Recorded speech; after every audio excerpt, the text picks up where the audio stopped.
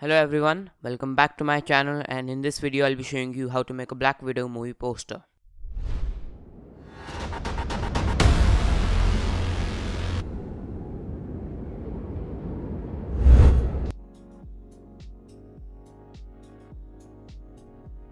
Starting off by, as always, laying in the composition.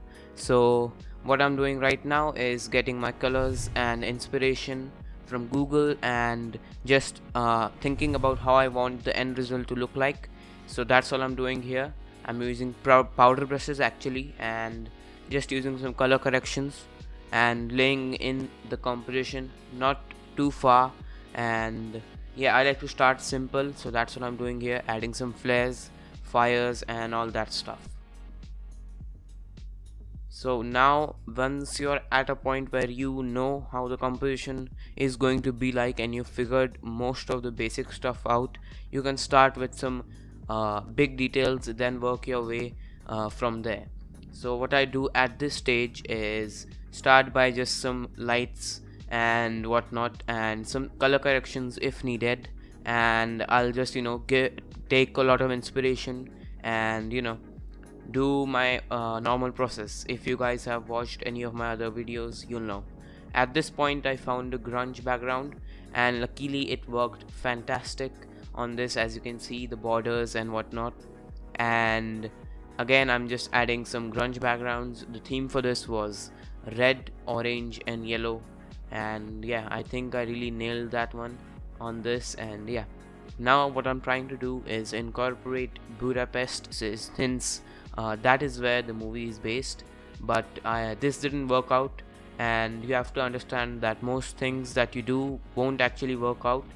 So yeah, you have to experiment a lot while doing these, so that's what I'm doing. I always experiment with any design it is that I make sure to experiment.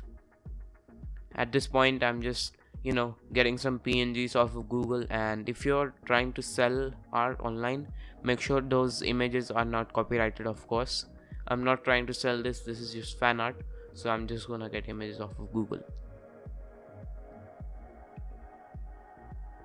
Another helpful tip is to just do your research. I get this question asked a lot. My poster size is 24 by 36 inches, and I just do my research from all of my PNGs and whatnot. And at this point I wanted to kind of go with a Captain America and Captain Marvel sort of theme. It didn't work out, but in the end the result was fascinating and I'm proud of what I made. Again, I tried to add some planes as some military theme and whatnot, and I kind of wanted to make this an illustration, and it didn't work out, but in the end the result was good. And those flares that you see, all those are is just images of a Google set to the blend mode screen, and now I'm adding more powder brushes, kind of making the composition more detailed as we go, adding some debris. All of the brushes I use are free, you can find them in the link below if you guys want. And at this point I also like to add my signature touch, which is my flare at this point, because I add it in basically all of my compositions. I think it's a really nice touch, and all I do is I colorize it, and that's really all. And you can see I'm using multiple blend modes. For blend modes, I'd say just move them around and see what works best for you. There's not just one blend mode that will work for this particular thing. You have to experiment with that as well. At this point I also use masks a lot. You can see in the bottom right corner that I always use masks because I'm not sure of my decisions this early into the composition, and having the masks on is just an authority that I have, or all that I've done, because sometimes you can't undo all that you've done because Photoshop doesn't save that much history. And I also wanted to add a target on her eye, but it didn't work out because it was too small.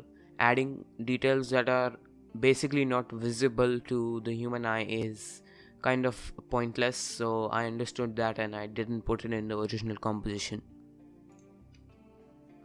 And now I'm just getting more inspiration off of Google, and what I'd suggest you guys do is just make a folder of inspirations for a project, and that will kind of help you. You can see most of my designs that I use that to my advantage. I combine multiple compositions and work that I like to create my own little composition, unique composition. And now what I'm doing is again experimenting. As I said, that's something I do basically all the time, so I'm just experimenting with these patterns and whatnot, and I thought they were pretty cool, but in the end of course they didn't work out as always. And also one thing I'd like to say is I'm putting more time into these videos, I'm editing them more, so please do let me know if you guys enjoy these, and follow me on my social medias, and please you can DM me any queries you have from these videos. For fonts, if you're making something for Marvel, additional tip is use Bank Gothic font. That is what they use for their stuff actually. It works pretty well with their stuff. And for lights, I might as well mention that I'm using channels. I'm not actually painting each and every one of those red highlights that you see on BlackWidow. That's just using channels. You can find some tutorials on YouTube on how to use those. At this point, again, inspiration, I try to read articles and whatever I can, because I try to gain more information on the movie itself to kind of gain a better idea of what the movie is about and whatnot. And I also added a city. As I mentioned, I wanted to add Budapest, but in the end I didn't actually add the buildings. I just used the sky and the foreground from this image. And as you can see, I'm constantly opening up my inspiration images to try and kind of get some inspiration whenever I feel like I'm stuck. I wanted to make the Black Widow logo not so sharp, but in the end I decided it just looked good that way, and I had to keep it that way anyways. And the pattern that you see in the background, that is not a PNG. I created that with some simple gun PNGs off of Google and a grunge background. The inspiration for that was the John Wick movie. Again, I use color balance, brightness, contrast, and most importantly color lookup. I use multiple of those. Use blend modes with adjustments. That's a good combo sometimes. Again, I'm just trying to experiment. Even when I'm nearly finished, I try to experiment, because you never know what that one thing is going to be that is going to change the composition. Like the grunge that you see on the logo, that wasn't decided by me, it just happened by experimenting. At this point it's basically done, I guess, and what I'm doing now is just adding my final color balances and whatnot, and after that, if I'm satisfied, I'll just save it, and if I'm not, then I'll work on it more, and that's it. Now again, I use curves. You can see masks on bottom right corner. I'm using more brushes. I wanted to add some more lighting behind her, because I felt like it needed more lighting on the main character rather than the main logo. And at this point I decided that I forgot to actually add rim lights, so I'm gonna do that now. For rim lights, I use hue and saturation with screen or lighten mode, or even color dodge sometimes. Now at this point I'm just really messing around, seeing what works. Color balance is a very important thing. I wanted to go with mainly kind of warm tones, not really kind of like those cold tones that you normally see in my Star Wars work. And it is done. That is the final result, and I hope you guys enjoyed this video. And yeah, I'll catch you guys in the next one. Like, share, and subscribe. Bye.